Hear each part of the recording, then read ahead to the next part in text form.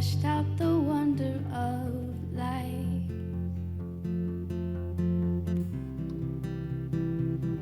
And as you speak, 100 billion galaxies are born in the vapor of your breath. The planets form. If the stars were made to worship, so will I. I can see your heart in everything you've made. Every burning star, a signal fire of grace. If creation sings your praises, so will I.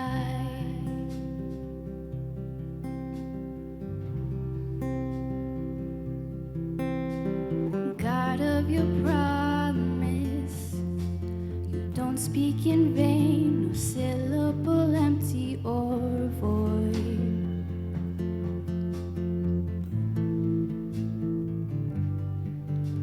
For once you have spoken, all nature and science follow the sound of your voice.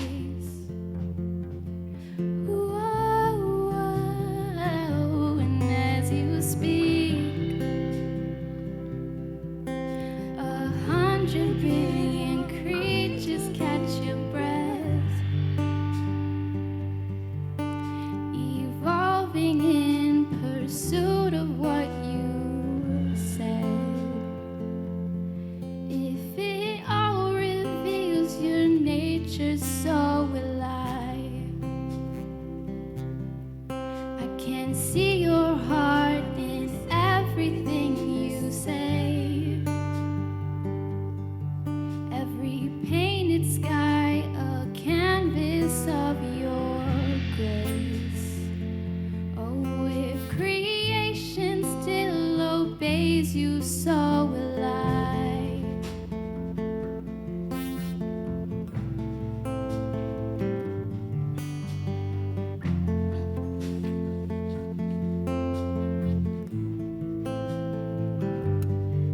If the stars were made to worship, so will I. If the mountains bow in reverence, so will I. If the oceans roar your greatness, so will I. For if everything exists to lift you high, so will I. If the wind goes where you send it, so will I. If the rocks cry out in silence, so will I. If the sum of all our praises still falls shy, then we'll sing again 100 billion times.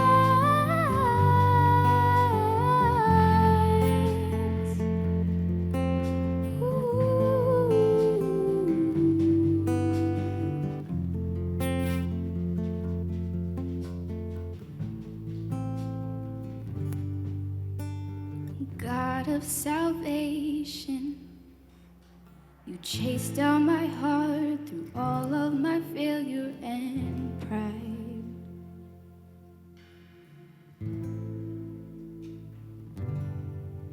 On a hill you created, the light of the world, abandoned in darkness to die.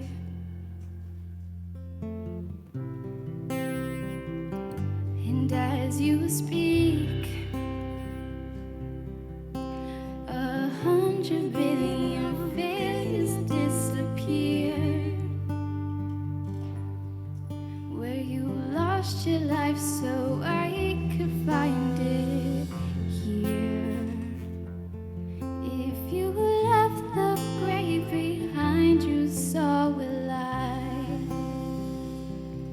I can see your heart in every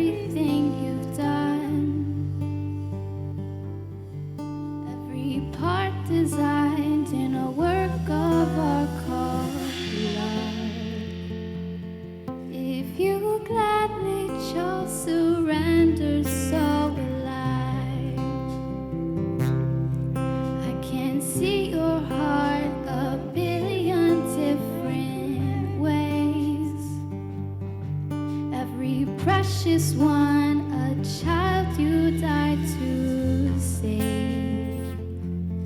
If you gave your life to love them, so will I. Like you would again 100 billion times. But what measure could amount to your desire? You're the one who never leaves the one behind. Good morning, everyone. Number 1, Corinthians. Love is patient. Love is kind. It does not envy. It does not boast. It is not proud. It does not dishonor others. It is not self-seeking. It is not easily angered. It keeps no record of wrongs. Love does not delight in evil, but rejoices with the truth. It always protects, always trusts, always hopes, and always perseveres. A providential view of the Pacific Rim era in light of God's will. God's absolute true love does not instill a desire to have one's partner exist for one's own sake. Rather, true love's essence is giving, living for the sake of others and for the sake of the world whole. True love gives, forgets that it has given, and continues to give without ceasing. True love gives joyfully. Aju. Good morning, everyone. How is everyone this morning? Wonderful. Well, as you can probably guess from the bulletin and from the scriptures this morning, the focus this morning is on true love. And particularly this morning, I want to invite you to look inward and look into yourself and into your own heart and consider what is it that God is calling you to do in this moment, in this coming week, so that you can become the person of true love that you really want to be. So the other day, my husband, Leighton, asked me a question, and this was kind of after we had some kind of challenge. He did something or he said something which kind of frustrated me, or, we kind of missed each other.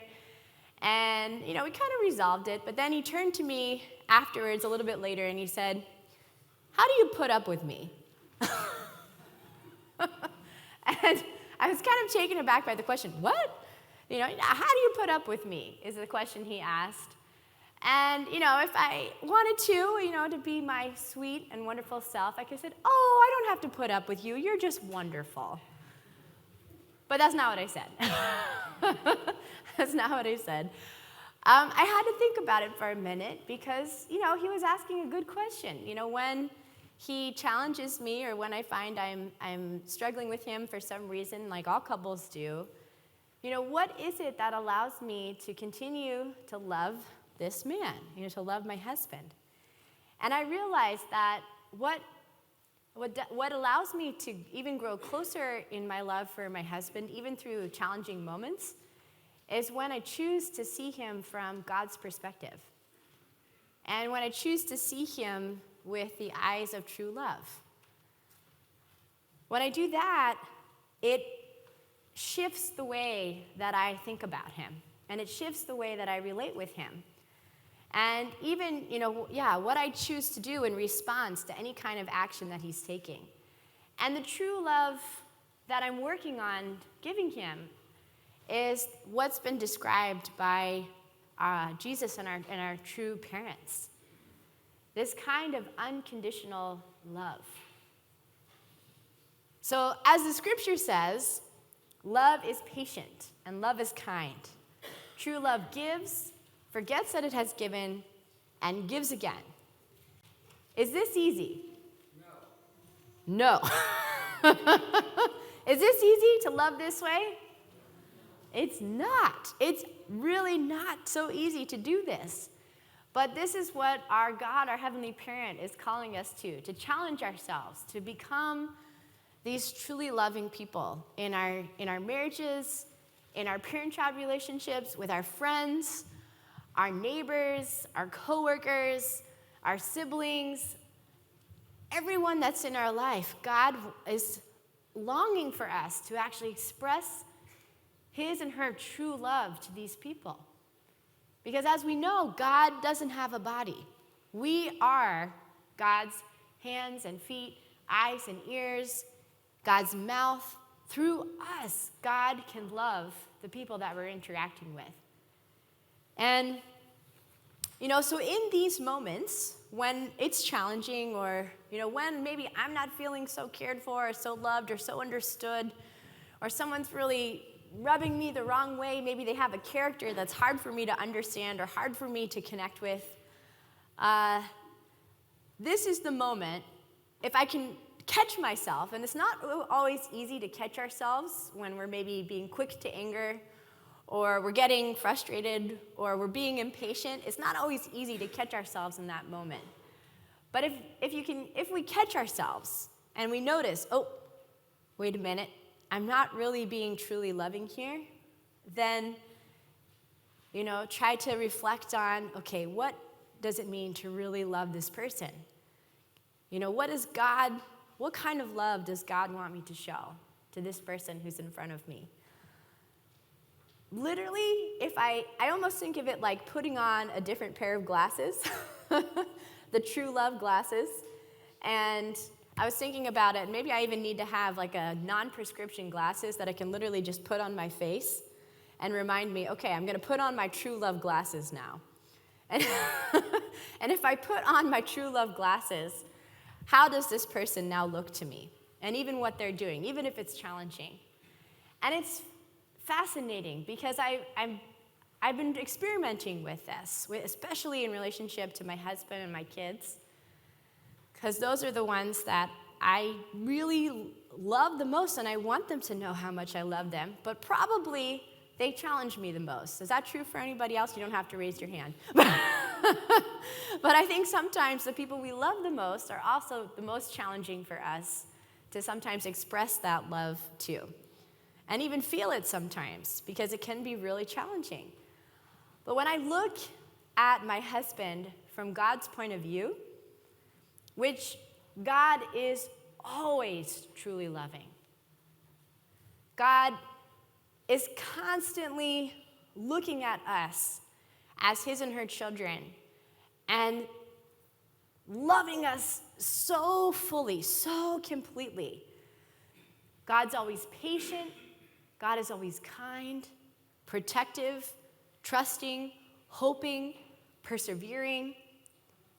And if I put this on and I look at my spouse or I look at my children this way, suddenly I find that I have the strength and the energy to convey a different sort of love to my husband, to my kids, to my friends, to my neighbors, that I might be interacting with.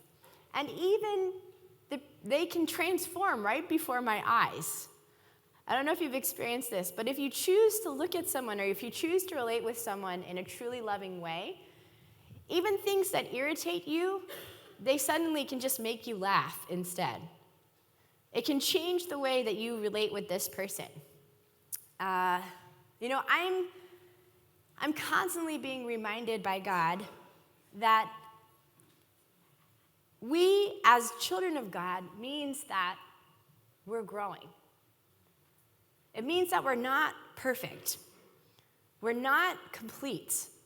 We are growing into the true sons and the true daughters that God has created us to be. And that includes my husband.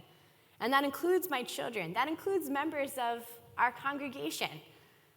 Co-workers, people that I'm interacting with. We're all growing ourselves. We're all working on being better people. And, if I am looking at my husband and I'm saying, oh, well, if only he did this. Or, why did he say that? Or couldn't he just see that I need a little help here? And I'm kind of looking at, all of it might be reasonable, but if I'm looking at my husband and I'm focusing on what I need him to do for me, then I'm not really thinking about, I'm not really connecting to what does he need? What can I give him? What are his needs? What are his desires? And I'm definitely not connecting to what God really wants for him. What kind of love God wants him to receive. And I'm seeking literally, as true parents are saying, I'm looking for him to benefit me in some way instead of this true love action of what can I do to really give and serve and invest in him. I'm not really being truly loving. If instead I ask the question, what can I do to show him more love? To make sure that he really feels my love, then my attitude changes. And I turn away from looking at, okay, what can he do to serve me? And it immediately actually can improve the situation. And many times I found that when I do this, when I choose, even in a moment where I'm really frustrated or I'm really disappointed or there's some difficult emotion that I'm feeling, if I can recognize, okay, this is a moment to really practice true love with my husband, to make sure that he really feels my love, then I actually can start to notice things about him that I wasn't before, where I might have been focused on all the things he wasn't doing or all the things that, he wasn't saying or wasn't helping. Now, it's interesting. I start to notice, wow, actually, he's so loving. He's so loving. And look at what he's doing for his friends. Look at what he's doing for our kids. Look at how he's taking care of himself. My perspective on him can change. And it's not necessarily changing what he has or hasn't done, but I'm seeing him differently. Does that make sense? I'm seeing him differently. And I find this to be very, very true with my kids as well. If I'm looking at my kids as they're fighting with each other, or they're complaining about the food that I spent an hour making them and they just throw it on the ground, or I've told them many, many times to put their toys away and they're still not putting the toys away, all of it might be completely reasonable, what I'm feeling, how I'm getting upset or frustrated in that moment. But if I get frustrated and I yell at my kids, well, pick up your toys, or, why are you fighting? Stop fighting with each other, or something. If I react, if I make some kind of gesture toward them, do you think they're going to feel loved by me? Probably not. Probably not. And yes, if they're not behaving, they do need me to correct them so that they can actually grow into those people I want them to be. But if I'm yelling at them or I'm, storming out of the room and I'm getting angry, am I being quick to anger or slow to anger? And our scripture, tells us is we got to be slow to anger. Slow to anger. We have to be patient. We have to be kind. So even in these challenging moments, if I realize, wait a second, it's not about my kids, making me happy. It's not about my needs being served in this moment. Sure, if they were perfectly well behaved and sitting there playing nicely, putting their toys away, even pretending to like the food that I eat and just swallowing it, it would make me happy in that moment. I might feel relieved, but they're kids. They're kids, and they're figuring things out, and they're growing. So if I instead shift and I think, okay, what kind of love do my kids need in this moment? What kind of love do they need? And instead of reacting and yelling and, oh, what are you doing? I take a deep breath. And I calm down. And then I patiently and calmly say, my kids are Rose and Elon. Rose, Elon, How about we eat a little bit of this food that I made? Because Mommy made it for you because I love you so much, and I really want you to be nourished and, grow up to be big and strong. Chances are they'll take at least a couple bites. Whereas if I had yelled, they probably would not have felt so loved. They might start crying, and they're probably not going to eat the food the next time. It's interesting. It's interesting, actually taking a more truly loving approach to our children. I'm talking about, a 2-year-old and a 4-year-old, but even with teenagers and with young adults. I think every one of us wants to be treated kindly and respectfully and patiently. And oftentimes, if we're not really feeling loved, we act out to get attention. We say something or we do something, sometimes just to get just to get a rise out of someone else. We might behave a certain way, even as adults, even as teenagers, young adults. We might do this. And if in those moments we can recognize, hey, a person's crying out for love here, and we shift the way we relate, they can calm down and they can change the way that they're acting and they're relating and behaving. And in the long term, in terms of raising my children up to be, true sons and daughters, if I'm patiently, kindly, compassionately giving them discipline but in a loving way, they're going to become better kids in the future. And I'm going to become a better parent over time. So a truly loving parent shows the way to be truly loving, demonstrates that in his or her actions. In the unification movement, myself included, because I'm a person who's in a pastoral sort of role, it's easy for us to talk about true love. Am I right? Do you hear true love and living for how many times have you heard true love and living for the sake of others? Over the last many times. We've heard about true love and living for the sake of others. This is one of our True Parents' core teachings that they've brought, is this understanding of true love is taking responsibility. It's living for the sake of others. And we're really good at talking about that. And I think actually as a movement, we're pretty good about living that too. I think we are some of the most truly loving people in how we relate to others. I also think that we can do even better. And I think in our homes, in our families, that's where, and this is, myself too, I really feel God challenging me. It's wonderful that you're serving, in this capacity as a pastor. But don't forget that you are a wife and you're a mother. And what you do as a wife and a mother will influence and impact what you can do as a pastor. It goes hand in hand. Where does peace begin? With me. Where does peace begin? Me. One more time. Where does peace begin? Me. Peace begins with me, in my home, in my heart, in my family relationships, how I relate with my mom and dad, how I relate with my siblings, how I relate with my spouse, my children. And when we're working on being more truly loving people in our homes, we have more love to give when we're reaching out to others to share with them about our true parents or our teachings. We have more love to give when we're with our coworkers.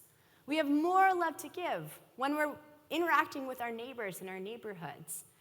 And it's hard to be truly loving towards another when you're coming home and you don't really feel so loving, right? And maybe because you feel, well, if I got more love, then I'd be more loving. And there's some justification to that. But oftentimes, to elicit more love coming to you, it's got to start with us being more loving towards others.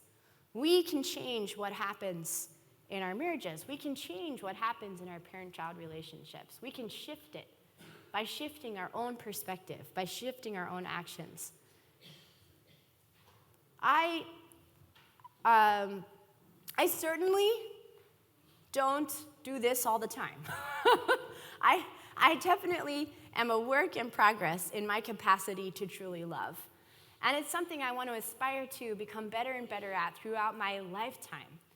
I hope, that I can say that love my husband more deeply, more truly when I'm about to pass on to the spirit world than I do right now. You know, that my love can be deeper and stronger. And I hope that when my son and my daughter are adults, that they can feel that, wow, mommy's been loving me consistently, you know, throughout my life. I want to get better and better. And if I make a mistake, if I fall short, if I do get angry or I'm impatient or I've expressed that someone's let me down, then my goal is to try to recognize that and say, I'm sorry. I'm sorry. Even in the moment, I can say, if I catch myself, and even after I've yelled, I can say, oh, I'm sorry, mommy shouldn't have yelled. Or to my husband, you know, I might criticize him and then say, I'm sorry, I shouldn't have criticized you.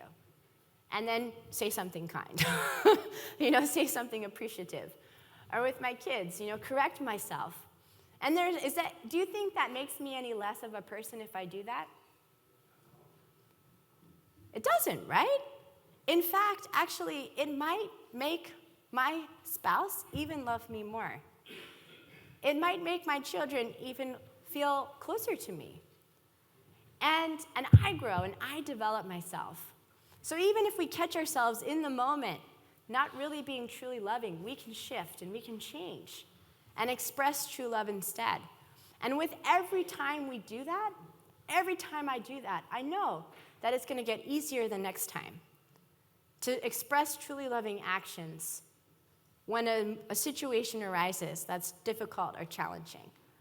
And my hope is that if I can be more truly loving this way, and I can inspire my spouse, my kids, my friends, my parents, and all of you as my congregation, you know, those that I'm interacting with, that you can inspire other people around you to express that kind of love. And little by little by little, we can create a Clifton Family Church of true love. How does that sound? Would you like to be part of the Clifton Family Church of True Love? Awesome. So we're creating that together. We're creating that by what we do in our homes and our families. We're creating that by what we do in our workplaces, our schools, in our neighborhoods. Little by little, as we practice true love, we empower others to practice true love, to see with the eyes of true love. And we can shift at any moment. And even if we fall back, we make a mistake, we can always make up for it and move forward from there. And if you need it, I invite you today to either create a pretend pair of true love glasses or buy yourself a pair of non-prescription glasses and write on it true love glasses. And just remember that you can put those true love glasses on at any time. And if you do that, you can also say a little prayer. God, please help me see with your eyes. Please help me see with your eyes of true love so that I can be truly loving to the ones that I want to express love to. Thank you so much, brothers and sisters. Let's have a great week, and God bless you.